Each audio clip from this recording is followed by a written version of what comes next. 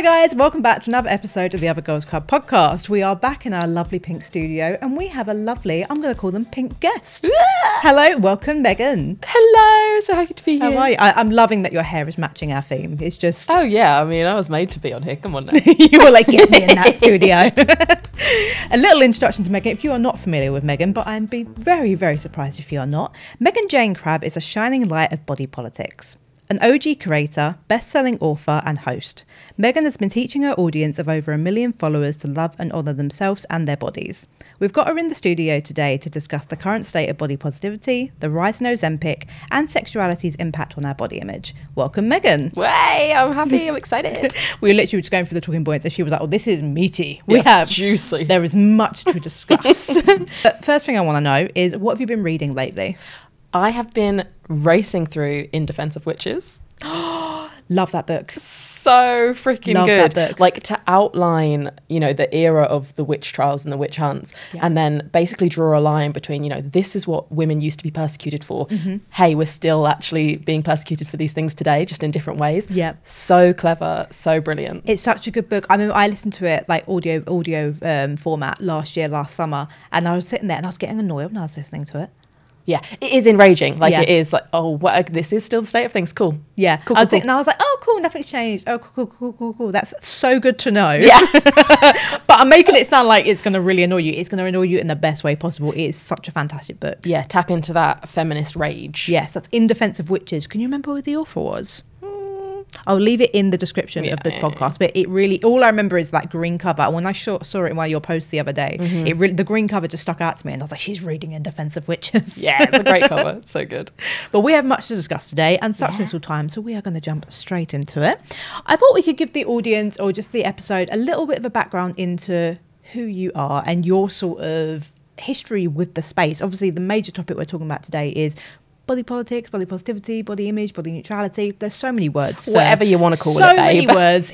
But we're talking about bodies Yes. is the general headline. So I thought it might be nice to get a little bit of insight into your sort of experience in the space. Yeah, for sure. So I have been in the space for 10 years now.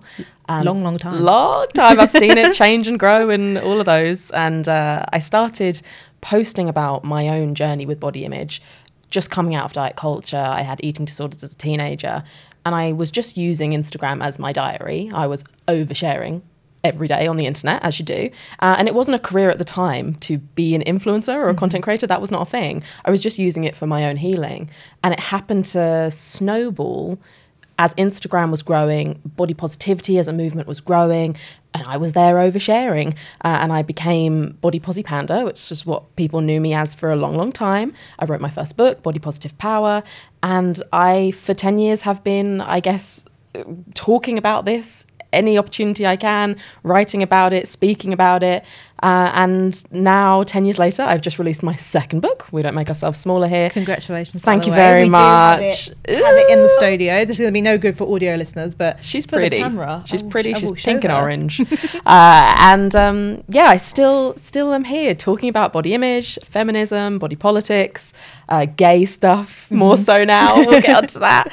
And just essentially still trying to make people, and women especially, feel not so crap about themselves in a culture that loves to make us feel crap. Yeah, because it really does. It really loves it. And I think, as you say, I think you said you've been in the space a long time. You've seen it change a lot. And I even noticed that the change that has happened in not even the last few years, but the last year, even the last year and a half. Like it just, I feel like all of a sudden I'm like, oh, it's getting conservative in here. Truly. I think I have received more hate in the last 6 months than probably in the last 10 years combined. That is crazy. It feels like people are so emboldened at the moment to troll, to be cruel, to like spew hatred in a way that they were almost still a little bit embarrassed about before. You know, maybe they had these views, but they still didn't just like blurt them out. Yeah, there. they were like, oh, I'm going to get called out for that. Yeah. Whereas now, they don't care. They're just out here just hating every day. And that's because they see very high up people spewing so much hate every day. There we go. They see people like Farage. They see so many people who are rewarded for spewing hate. They're like, oh, well, why wouldn't I? It's the Andrew Tate effect. It's like, he's built an empire off being a dickhead. I can be a dickhead without consequence. Exactly. And the kind of hate you're getting, Is it very body focused, or are you seeing like different like types of hate sort of come your way? It's very misogynistic. Yeah. It's very sexist. Yeah. Primarily it's from men, and it's from men shaming me, shaming my body, essentially telling me that I'm not fuckable to them, therefore I have no value and should shut up. Which I know, it's a shock to you, and you are distraught over it. Yeah, truly devastated. I wake up every day and I pray, please let me be fuckable to men again. What can I do, Lord? It's just tiring at this point. You know, 10 years ago, it would have probably destroyed me, and I probably would have not been able to continue on, you know, being visible on the internet. And now I just think, geez, guys, are you not bored? Like, this is just, do something else. Like, get a hobby, man. What do you think is happening here? Because you're not going to make me shut up. And that is, let's be honest, like, that's the crux of it. And some of the messages are really brazen. They're literally like, this woman should have her mouth sewn up. Like, cool. So it's that archaic misogyny. Yeah, like, we're going back to the OG misogyny. Literally the witches. Literally the witches who were forced to wear, like, scold's bridles, is that what it was called? Like cages over their faces because they shouldn't speak because they were too threatening. That is crazy. Yeah. I do find it like internet hate I find that it comes and goes in waves. There was one really big wave I got, which when I mean it literally pushed me into like a breakdown back in, God, when this be very start of 2021. And I remember when that happened, I remember saying to one of my very close friends, I said, I can feel things getting more conservative. Yeah. Because that is when I felt it. And that was way before we were having the conversation publicly and in bigger groups about how like, oh, things are getting a bit more right wing. Was that around your Cosmo cover time? Yes. Okay. It was around that, but it was also when I was really prominent in the fitness space. I was working with brands who weren't very body positive, so I stuck out like a sore thumb. Yeah.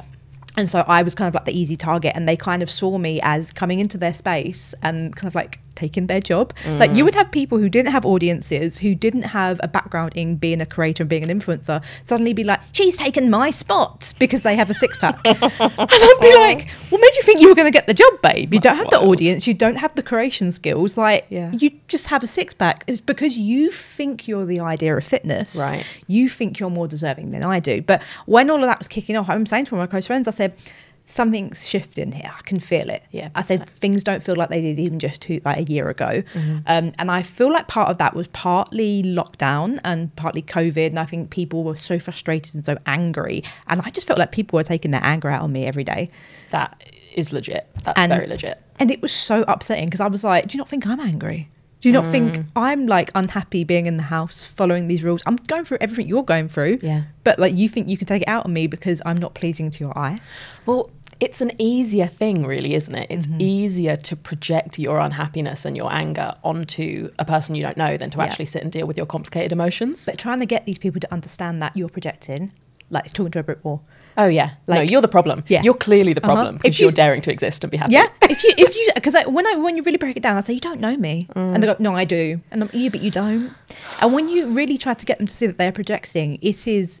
I think it's a realization people come to in a few years' time. I actually got a message from someone not too long ago, and it just started with, "I'm so sorry." This was like lost in my requests, and I was like, "All right, let me click on this," and it said, "I'm so sorry. I hate followed you for years." And like, I left horrible comments, I talked about you in forums, and this was like a long time ago. And this person said, like, now I realise that I hated you because I wasn't ready to see you, because you really highlighted the things in me that I could not accept, that I hated about myself. And I was like, wow, okay, self-awareness, great. And how did that make you feel when you got that? Because I think part of me would be like, wow, congrats. And then another part of me would then go, hey, hang on a minute, you did what? Like, I think I would feel so conflicted over that. Yeah. I mean, to be honest, I feel like good for you for doing that work. Yeah. I don't hold it against them because, like you said, I've been that way myself towards other women. Yeah. Probably not even that long ago. I've had a bit of internalized misogyny or a bit of like competition feelings towards other women. So I get it. And I think it's all about being willing to admit when you were wrong, and do the work and do the growth. So yeah, respect. Yeah, I think that's such a crazy message to receive, because I think I would feel so conflicted, because I would be like, yeah, I'm really happy for you, really great for you, but also like, I think I would be like, but the damage you've caused. Yeah. Like, and I think everyone does deserve forgiveness, But I don't know. That is such a place to wrestle with. I think because I've been so hurt by the messages and comments and like things people have said by me online. I'm like, you have no idea how much damage like that stuff does cause. Yeah, they don't know. I mean, I think for people who leave those kind of comments, it's a small blip in their day, and they leave it, they get on with their day, they forget about it. On the receiving end, you can literally carry that for years. Yeah. That becomes your internal voice for years if you're not careful. Yeah. What I went through in early 2021, it has literally changed the way my brain works. Like the person I was back in like 2020, early 2021, that person is like completely different now. And like for some ways for good, because I'm definitely a lot more like cautious and a lot more reserved. And I think I respect my privacy a lot more. I used to be a lot more oversharey. And then I got to a point where I was like, actually, you know what? Not everyone deserves to know everything about me. Not everyone not needs if to they're know. going to use it against you. Exactly, yeah. But also as well, I was like, not everyone needs to know everything about me. I don't always need to overshare. But then sometimes I'm like, sometimes that's a good thing. And then sometimes I find myself holding myself back a little bit online. Yeah. And I'm like, is that coming from fear? And yeah, it probably is. It's a balance, because ultimately I think, you know, people love you because you do share, you are relatable, like you share what you're going through and what you're processing. But yeah, you got to have a little bit of armor. Yeah. A little bit of protection for yourself. Yeah, especially because once it's on the internet, like it's never never going away. Tell me it's about on there forever. But speaking of the internet, because as we were saying, things have changed quite rapidly. I want to talk a little bit about Skinnytok. Yes. Which I know is probably a topic that people have been chewing your ear off in the last few months. Because, right, for the viewers, for the listeners, if you're not aware of what Skinnytok is, it is a very sort of specific form of content which is not even just sort of promoting skinniness. It's very much giving, if you remember, I compare it to like ED Tumblr days. Yeah. That's kind of what it feels like to me. But for me, it feels a lot more in your face because it's like video content. That's for me what feels very jarring, is like when I was on like Tumblr back in like 2013, 2012, a lot of it was like quotes and very posed pictures, whereas this is like people are recording their whole days, or you know what they want you to see of their whole days. How do you feel, I wonder, about Skinnytok? How do I feel about it? It makes me sick. It's so blatantly shaming, very pro eating disorder behaviors, literally influencing your audience to copy your eating disorder behavior, because it's literally gone back to that old Kate Moss quote of like, nothing tastes as good as skinny feels. Like this is the language that they are using again. Yeah. I'm like, by the way, those people never had tiramisu. Oh yeah, tiramisu. Come on, anything fried, literally anything fried. Yeah, it's sad. It's sad, and it feels like a massive step back. And again, it's the brazen fat phobia of it. It's the type of sentiment that you feel like, you know, 5 years ago people would not put out there just like that. And yet here we are. Because I think we see like fat phobia and almost like promoting skinniness as a really clumsy way of saying it, but I'm not going to say that because I can't think of anything better right now. We see that kind of content everywhere. I do, especially because being in the fitness industry still, like being adjacent to it, sometimes I see things and I go, oh, there's an undertone of fat phobia there.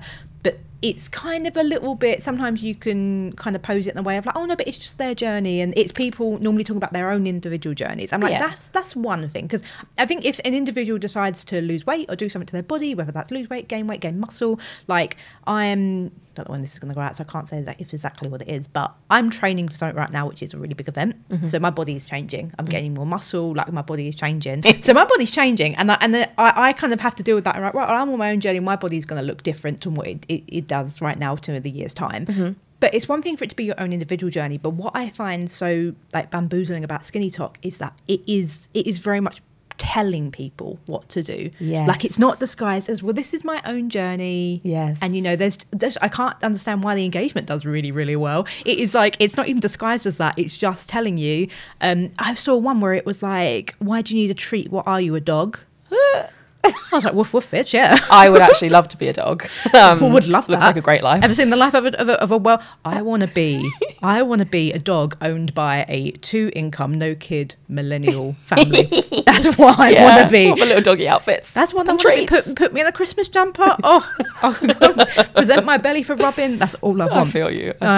But that content, it's so aggressive and so sort of like targeted at the person watching it that it feels miles away from the very like like thinly guarded fat phobia that we used to have. You know what I find really interesting is the parallel between, you know, whenever there is a plus size person talking about accepting their body, one of the immediate critiques is you're promoting obesity. Glamorizing obesity. Yeah. Whereas actually that person is literally just existing, Yeah. going about their life, maybe wearing a cute outfit, Yeah. and they are accused of promoting. Whereas on the other side with Skinnytok, you are literally promoting. You are literally telling your followers, do this, be like me.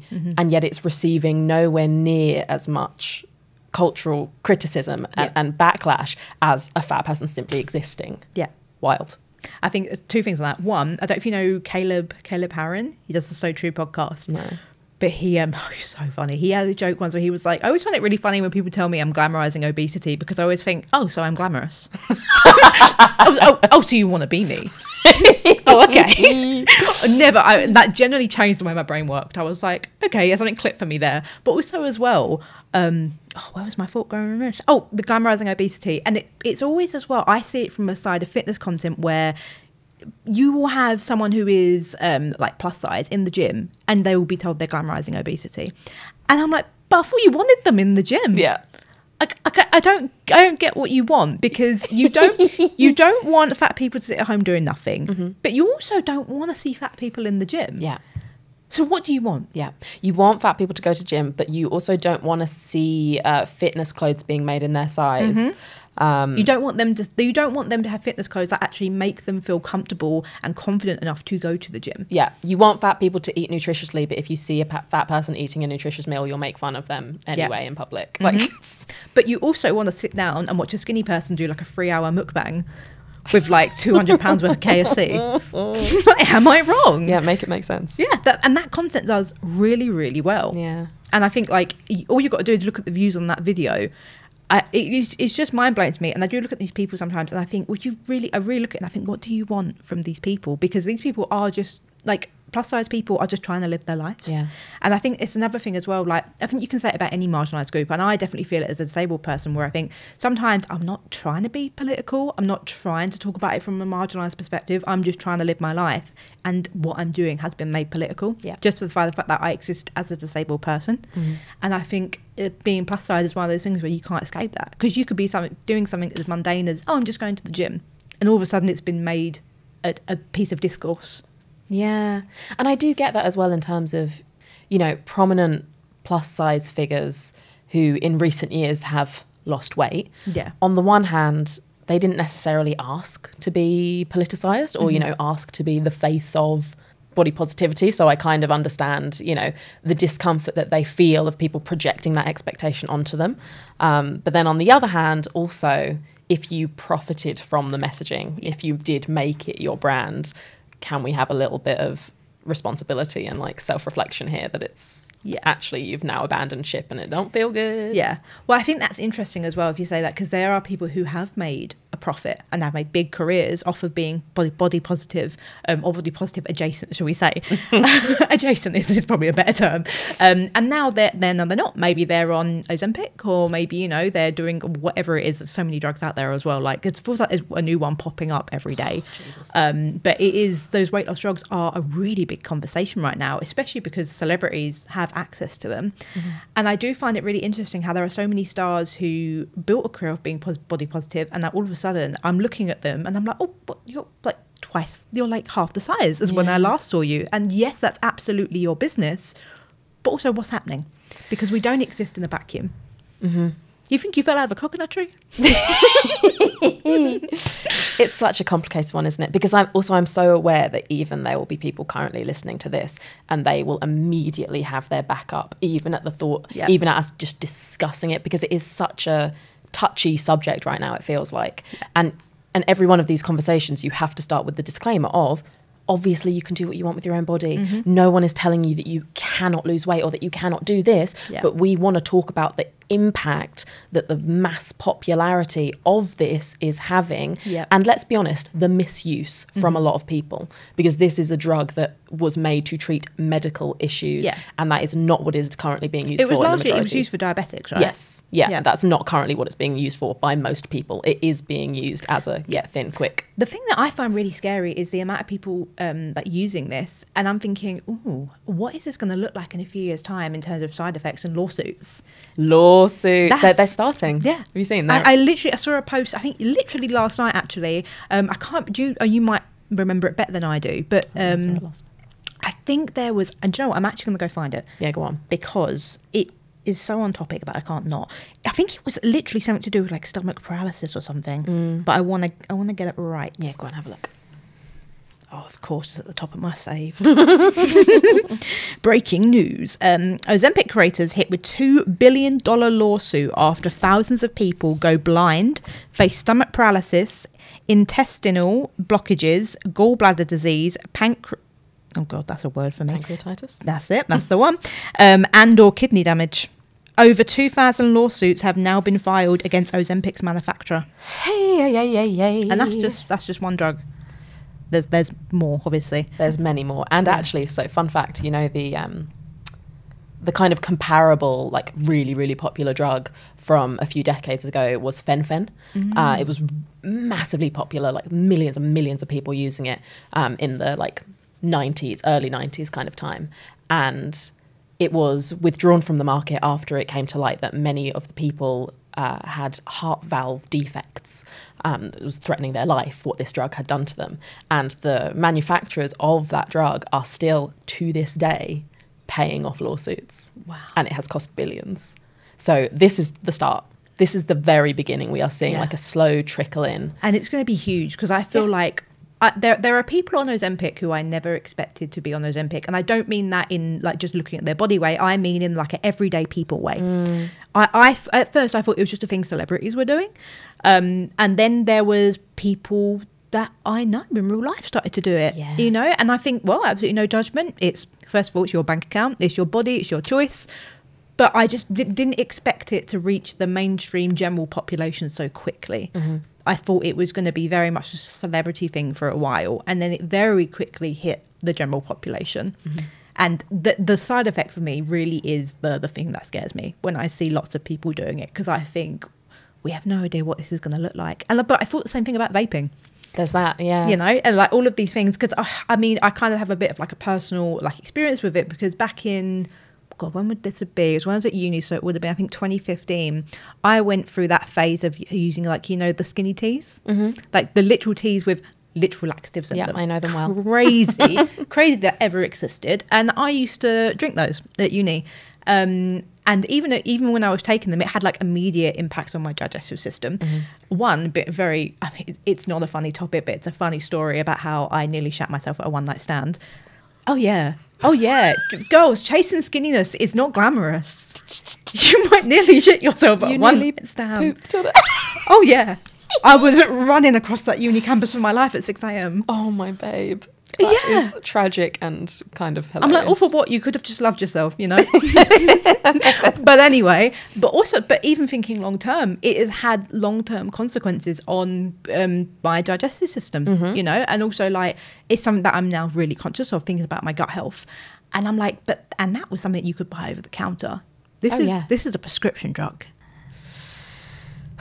Listen, we don't know. We don't know what is going to happen to people who use this long term. And also evidence is already suggesting that basically as soon as you come off this, your body's just going to regain that weight anyway, because that's what happens. Yeah. That's what happens when we crash diet, when we lose weight quickly. And ultimately, you know, the medication is altering your behavior because it's, you know, impacting your brain signals. And then if you take it away and you haven't, I guess, done the work to, you know, change your relationship with food, if that's what you're trying to do, if you haven't done that, it's just going to go right back to what it was, obviously. And then you've got the impact of having weight cycled, which is really fucking bad actually for your body and for your physical health.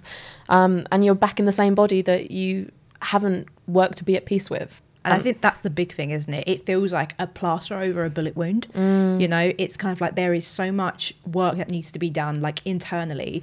I think, because as we keep saying, I think we've said this disclaimer so many times, you can do what you want with your body. It is your choice. And I don't think all intentional weight loss is harmful. I don't think all intentional weight loss is bad. I think it can, in the right circumstances, be a good thing for people's health. But also, it is not the only picture of health, and it is not the only way to get healthy. But I think your vision and your focus on what you really need to do for your health becomes so blurred by weight loss, because you just think, oh, I'm going to get healthy, I'm going to lose weight. But you might not actually be improving your health like at all. Yeah. So I think until you've done that work, it's almost like, every step towards health is kind of a little bit blurry in a way. Yeah, I hear that. And I think as well, it's worth pointing out, you know, I'm sat here saying this and criticising this current Ozempic fueled craze that we're in a body that still has a relative amount of privilege. Like I'm a mid to small plus size. And for people who exist in larger bodies where they are literally facing societal discrimination every single day because of their bodies, it makes complete sense that you would want to latch onto this hope, this, you know, miracle drug that is potentially going to help you access an easier, you know, more access in the world, and people are going to be kinder to you and you're not going to be discriminated against as much. Yeah. That makes complete sense. And I don't think we can't lose that, I guess, empathy and that recognition that it's different for different people. Absolutely. I think especially if your identity is intersecting with like different marginalised communities as well. Like I know obviously as well, like, well, fat phobia is so rooted in white supremacy. You know, it is. There's a really, really brilliant book about it. It is Fearing the Black Body. You knew it before I even said it. You know it. She knew it before I even said it. Really, really great book, and I'd absolutely always recommend anyone to read that. It is so great. You know, so that is a huge thing, the way fat phobia and racism intersects, and also the way that fat phobia and disability intersects as well, and that there is so many nuances to the topic. I'm going to bring up Serena Williams just briefly, because I feel like I can't mention weight loss drugs and not bring it up, because it was such a shock to me when I saw it. Same. For me, I mean, we don't have to talk about it on, we talked about it briefly, but the thing that really shocked me was the image of her perfectly toned, muscled arm having is it Ozempic or Monjuro, Waverly? I don't know. It's a different brand name. I don't know what one it is, but I'm going to say... It's a different company that her partner has investment in. Right, okay, yes. So, but when she had that needle up to her perfectly toned, muscled arm, I was like, what is going on? Yeah. And I think as well, I had to really manage I feel personally disappointed, because I did, because Serena is someone that I've always really like looked up to and still do as well. So that's absolutely not gone away. But I was just shocked, I think. And then I also had to manage, well, it's Serena, she can do what she wants, it's her body. But then also, I was then flipping, because I was like, wait, but she's got a really impactful audience as well. And I just felt all of these conflicting feelings, and I just thought, I don't know what to think and I don't know what to feel. It's complicated, isn't it? Because I had the same initial reaction to you, and I ended up leaving a really long comment on the post that was the ad for this. And I don't usually comment on celebrities' posts, because I'm like, whatever, it's not really my business. They're going to do what they're going to do. And in that comment, I essentially said, I cannot even understand how difficult it must have been for you throughout your entire life, since you were literally a child, to have had your body dissected and criticised and shamed. And there was always so much underlying racism, so much misogyny. I cannot even imagine how that impacted your relationship with your body. However, despite that, you became this inspiration and this figure of defiance and of genuine real strength and of, look, athletes look different and you don't have to fit that mold and you can be successful. And, you know, she is such a powerful figure, particularly in the Black community and for Black girls and Black women. And to see her, I almost feel like saying succumb, like to see her crack under the pressure of none of that is good enough, being the best athlete in the world, in the body that allowed you to get that body's not good enough because it's not thin. Yeah. Genuinely makes me really sad. Makes me really sad for everyone who has looked up to her and who is now getting that message. And then obviously there's the element of her partner's an investor in the company. So there's also a conflict of interest there, and it's like, how much money do you need? A sponsorship, right? So she would have been getting paid huge, unthinkable money for that. Massive money. And, you know, she said, the language that went along with it was like, I tried everything. I was, you know, back on the courts. I was working out. I was eating clean. But I just couldn't shift that last baby weight. And to me, I'm like, okay, so So you're exercising a lot, you're moving your body, you're eating nutritiously. Why can't we actually just accept then that this is what your current healthy body looks like? This is what your peak performance body looks like. Yeah, I don't. Yeah. What's the... And you're also someone that has nutritionists, physios. And like you have all of these resources that I and you will never have access to. Yeah. And yet you still can't reach it. Yeah. Then maybe you're not meant to. Not meant to. And also it's that narrative of like, why should your body go back to looking exactly the same as it did before you had a baby? Or, you know, when you were in your 20s? We're not supposed to. We're supposed to grow and change. Like, why are we fighting this so hard? Like, let yourself fucking be, babe. Yeah, that is the biggest thing I had to learn, is like, sometimes I'll look back at pictures when I'm 21, I'm like, why do I look different? I'm like, because it's nearly been 10 years, babe. Yeah. Like, Funny that. You know, the passage of time does exist, unfortunately, as much as you tried to deny it. Like, you're just not meant to look the way you were at 21 when you're nearly 30, you know? And I think that is something that I've personally really had to learn, because I generally would be flummoxed. I'd be looking at pictures and be like, is it my hair? Is it my eyebrows? Is it my makeup? No, baby, you're just getting older, and that's fine. Yeah. Like, and it's not like you're old. You're fucking old. You're 29. Like, you know, there's still so much life to live. It just looks a bit different right now than what it did. And it's going to look different in 5 years and then 10 years. And that's all okay. Yeah. But that's another thing that we have such a distorted view of culturally, because we don't see, generally speaking, we don't see women aging. Yeah. You know, prominent women celebrities, they have to continually spend their time and money and energy trying to look the same as they did when they were a teenager. Yeah. And it's fucking sad, man. I'll get comments being like, God, you've aged awful. What? I'm like, what? I'm like, and I know full well I have a baby face. Like, I know that I'm quite like, you know, like I've got little chubby cheeks. Like, I'm quite baby faced. I'm like, no, I haven't. I look like a normal 29-year-old woman. Like, did you see that trend recently that was like, that song that was like, da, da, da, da, da, da, da, da, da, da, da. Anyway, the song's irrelevant. Did you see that? I'm like, cut that bit. Beautiful, Megan. Did you see that trend recently that was essentially people using the aging filter, and it was like how people expect me to look at 34, and then how I actually look, as if to say like, look, I still look young. I don't look old like you think I'm going to. Yeah. Can we not? Yeah. Can we not shame the signs of aging? We have such a distorted perception on what age actually looks like. Yeah. Like, crazy. And do you know, I think one thing that has actually been a really good sort of like healing for me on that is, one, like the pop stars that I look up to, like Madonna, for me, like, because we were a big Madonna household in my household. So seeing her, and my dad always made a point of being very, like, he would always call out and like teach me what ageism was and the misogyny she was facing as well. Like, he was always very like, oh yeah, but she's treated awfully because, you know, she refuses to back down and retire at, you know, like in her 40s or whatever it is, ridiculous age. And then also as well, Sex and the City.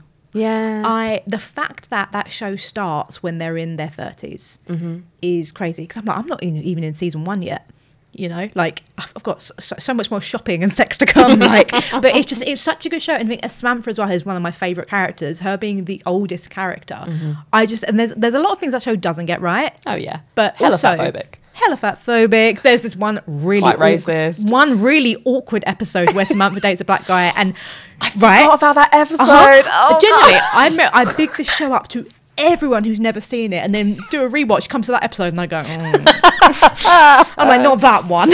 Also, wasn't it like that was quite transphobic? Like, there was an episode where like she moved into the meatpacking district. Yeah, lots of puns there. But yeah, but there is a lot that show did get right for the time it was brought. I think for the time it was brought out. For the time, it was progressive as hell. It was so revolutionary. For women who also looked like the women of Sex and the City. You know, like it. But it really did. And I think growing up watching that show, because I really did grow up watching that show, my dad was scared to have me watch the Disney Channel because he didn't want me to come to Americanified. But then he'd be like, New York's different, you can watch Sex and the City, it's fine. Don't quite know what was going through my dad's head, but it makes sense to him. But like seeing that, I was like, oh, okay, that really did a lot for me. Like now rewatching it, I'm like, okay, we're not even in season 1 yet. Like, we've got time to go. Yeah. But I mean, just jumping back to Serena to wrap up that point as well. Like, I think, like, as you say, there is a lot to feel around it.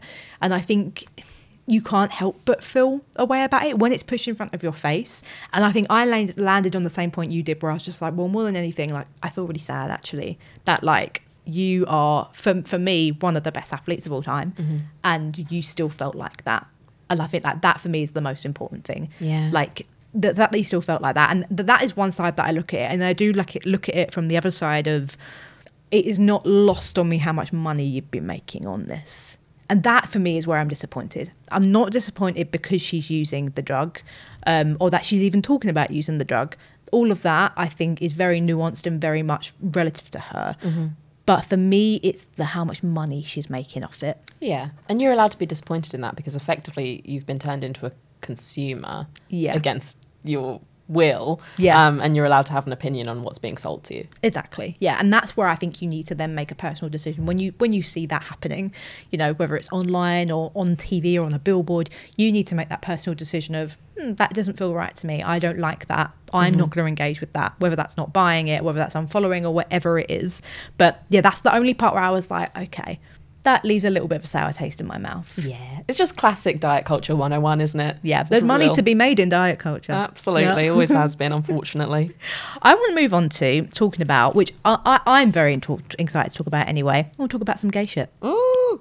Hey, I feel like we've not spoken about it enough yet. You're obviously in a relationship with a woman. Yes, I am. Can't say the same for myself. I am single. Ladies, if anyone would like a wife, I am here. Oh, come on now. But I thought it'd be very interesting to talk about. Obviously, we spoke about bodies a lot. We spoke about body image a lot. And I was actually having a conversation with one of my straight friends. God bless her. I always keep one of them around, little token. Was having a conversation about it the other day, and I was talking about how much my sexuality because my sexuality has changed a lot over the years, and my identity and the way that I label myself has changed a lot, and my body image has changed through that as well. And so I just wanted to touch on that for you, have a little chat about it, and see if that you had any experience with that as well. So, talking about sexuality in general, obviously you're comfortable to talk about that as well. Yeah. When did you sort of realise that you might not be straight? Did you know from like a very young age? I did not know. I thought I was straight for most of my life. And, you know, I attribute that to growing up in a hella heteronormative culture, very homophobic, small town, just not an option. Gayness was the number one thing that kids got bullied for at my school, and lesbians, they didn't really exist, you know, unless they were doing something to satisfy the male gaze. Of course. In that case, if you're a hot lesbian who's like making out in front of a guy, fine. And that's that's the only experience with women that I then had in my teenage years. It was, I'm performing this for a dude, not I actually want this for myself. And I was in a really long relationship with a guy. I was with him for 8 years. And so I didn't really unpack any kind of thoughts or feelings around my sexuality. I was like, well, I'm straight, end of story. And I always just thought of myself as an ally. And then when that relationship ended, I just had to be honest with myself. And I was like, okay, if I'm so straight, why do I fantasize about being with a woman whilst I'm with a man? Like, if I'm so straight, that'll do it. What is that about? And I just allowed myself to explore that, and, you know, like, opened up the options on my dating profiles and went to a few more like queer community things. And I was like, yeah, I'm super pansexual. I'm like, I can be attracted to any gender identity, any expression of person, any type of body. It is just the energy. Like, if you have attractive energy, I'm all about it. And that can literally be in any form. And I think that is wonderful. And I feel like women are so more open to it than what men are. I feel like if a lot of men just open themselves up to it, I think a lot of, and I'm always careful about how I word this, because there is a little bit of a homophobic joke going around right now where it's like, where like girlfriend or like people are calling their ex-boyfriends gay because they were misogynistic. But then I'm also like, but some of your boyfriends do be a little bit queer in like the least homophobic way possible. Some of your boyfriends would be happy of a man. Yeah. And I feel like if men unpack that, they probably would be happier. There would be so many more. But there is a lot to unpack when it comes to sexuality. As you say, like, you always thought of yourself as like an ally. I remember being, I knew I wasn't straight from a fairly young age. I would say from about 13. I started looking at videos of David Bowie and I was like, something's going on there. And I remember being, because I went to Catholic school, and I remember being in like RE class, like righteously defending gay rights, being like, I just really care about them. I'm such an ally. Until like it got to a little bit point where like even like the rest of the class was like, no ally defends it like that much. You know, like not in a Catholic school anyway, like really putting your neck out there. But yeah, I think I always identified as bisexual for a really, really long time. And it wasn't actually until like after my injury, so I became disabled. And I kind of just started to think about my life more and like what I wanted. And I started to unpack my internalized misogyny. I started to unpack basically everything around me. It was around that age of like 22, 23, where you are just thinking about life a bit more deeply, I guess. And I started to like ask myself the question, and this question went on for years, of am I bisexual or am I a lesbian?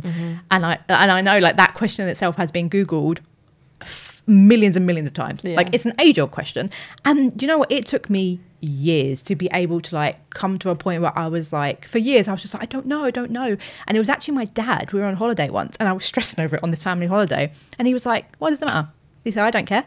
He said, if you think the label will be helpful for you, he said, absolutely go on this quest and figure that out. He said, but if the label's not helpful, then what good is the label? And that always felt like really powerful to me, because I was like, oh, I don't have to define and package everything so that I'm more understood by people.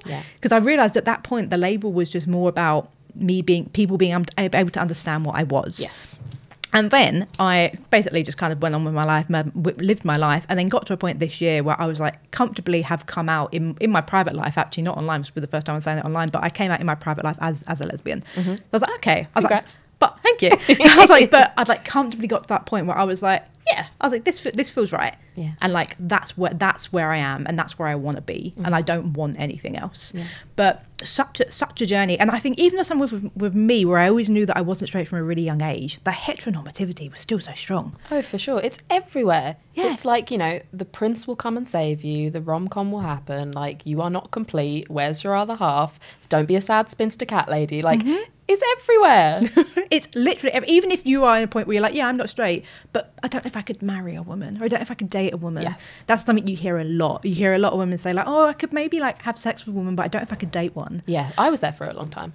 I think most women have been at that point. And I think at the time you don't really realize what you're saying and where it's coming from, but also how hurtful it is as well. Because I think now when I hear women say that, I feel quite hurt. And I don't take it personally because I know where it comes from, but I also feel like, oh, okay, I'm like a thing to you kind of right now. And I don't put the blame at your door necessarily, because I know where it's coming from, but also as well, like it does have an impact, I think, like on your self-esteem when you are dating and stuff. But thinking about sexuality, and more specifically how it relates to your body, exploring your sexuality, has that kind of had an impact on your body image and the way you see yourself? I think I'm fortunate in a way, because I did a lot of the work on accepting my body before I started dating other women. Because I know that there are some like queer women who it can bring up a lot of stuff for them because they have an intimate partner that they're comparing their body to. I didn't have that, luckily, because I had, you know, done that healing myself.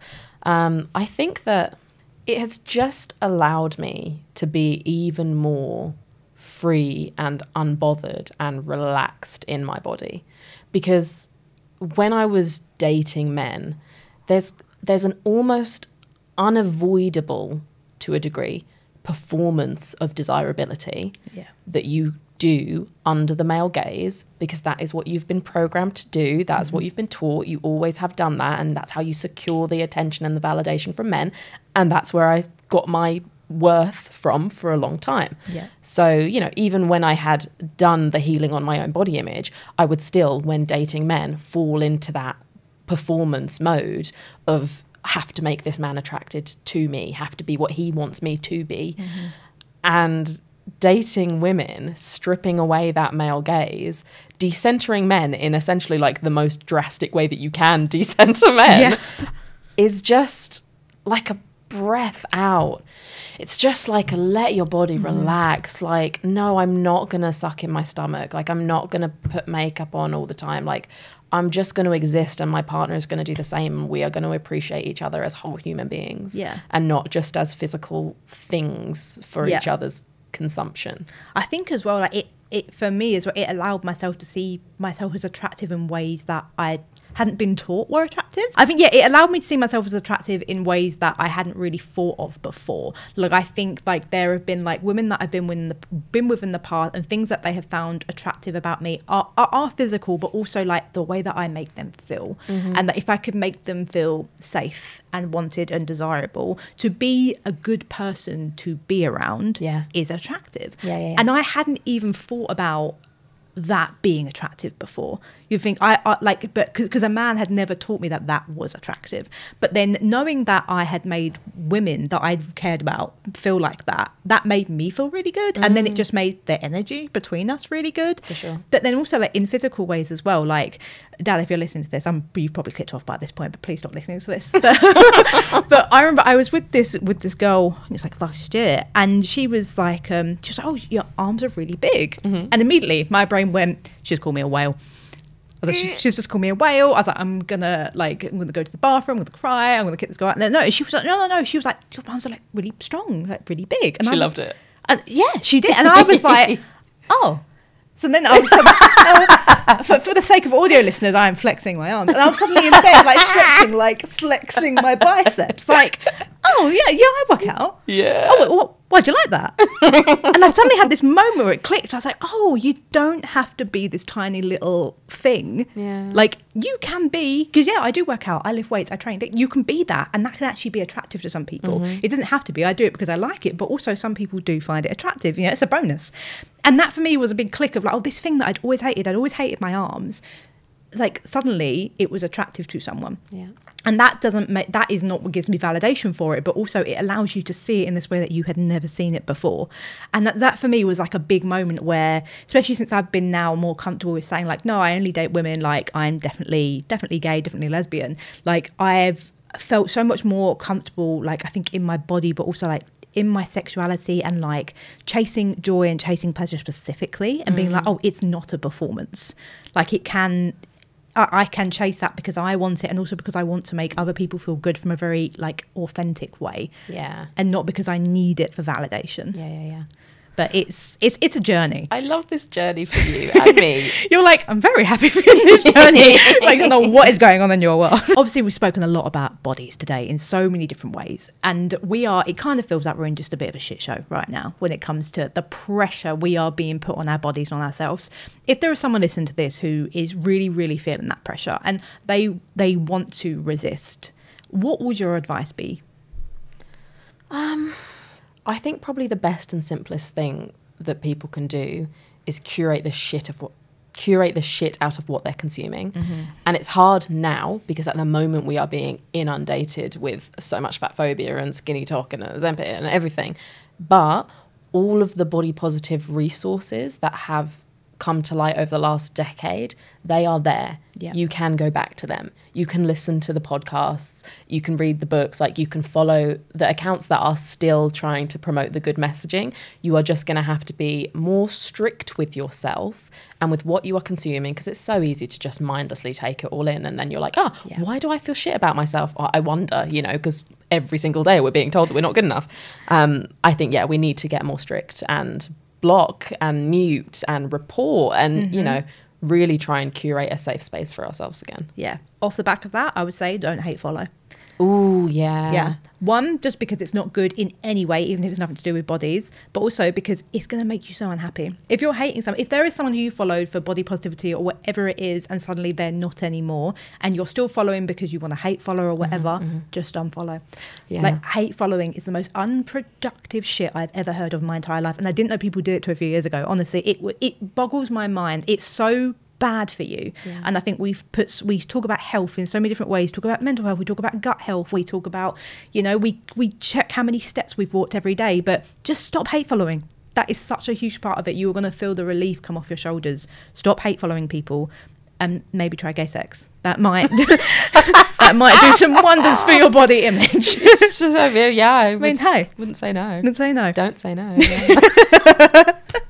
Final question for you, Megan. How are you chasing joy this week? I think I'm going to get myself back into a dance class because dancing is my ultimate joy. And I broke my ankle 4 or 5 months ago. Yes. How are you doing, by the way? Getting there. It's been a very up and down thing. And it's given me so much increased admiration for anyone who deals with chronic pain because I'm how are you just not furious in a terrible mood every single day? Because I was moody as hell for a lot of the recovery, but I'm finally at a stage now where I feel like I can move more freely without as much pain. So I'm going to get back into my movement practice to take care of myself. I was dancing around my kitchen this morning. I was listening to G Flip's album. Do you know G Flip? I don't. Okay, I'm going to put you on after this. So good, so gay. And yeah, I'm going to... I love that. Just some joyful movement. Yeah. And also, if anyone else wants to do some dance, there are some fantastic dance workouts on YouTube. I know there is so much fitness content out there, but there is also, if you just go on the YouTube and you type in dance workouts, there are so many great ones. I really like Pop Sugar. Do good dance workouts, and they often have people of different body sizes and different abilities doing it at the same time. The Fitness Marshall does something similar as well. Also, there is I cannot remember the creator's name, I'm sorry, but I'll link it below. She does like an eras tour. Nice. Like dance workout, and she does like a different era. It is just fantastic. Love that. All brilliant. Sold. Well, thank you so much for coming on, Megan. I've generally really loved this chat. It's felt really free, really easy, and I hope you have as well. Yeah, me too. Let's keep chatting. Yeah, let's keep it. We'll just keep going. The cameras will stop. We'll get kicked out of this studio. But thank you guys for listening, and I'll see you in the next episode. Bye.